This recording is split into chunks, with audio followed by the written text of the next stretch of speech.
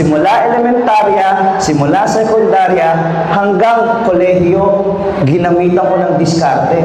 Hindi man po nakaakyat ang magulang ko sa entablado nung nag-aaral ako, sino mag-aakala? Yung unang akyat nila sa entablado, parang parangalan ako bilang #1 city councilor dito sa lungsod ng Caloocan.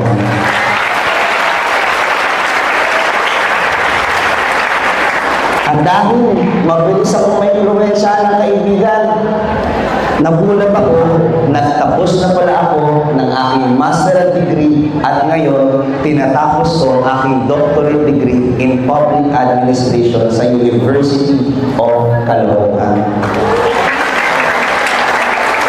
Bakit ko sinasabi sa inyo lahat?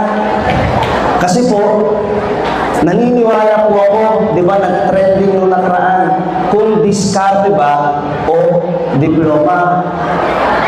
Para sa akin po, dapat diskartehan nyo ang diploma ninyo. Kasi, pag meron kang diskarte, meron ka pang diploma, aba, good game, well played. Uwian na, panigurado, kayang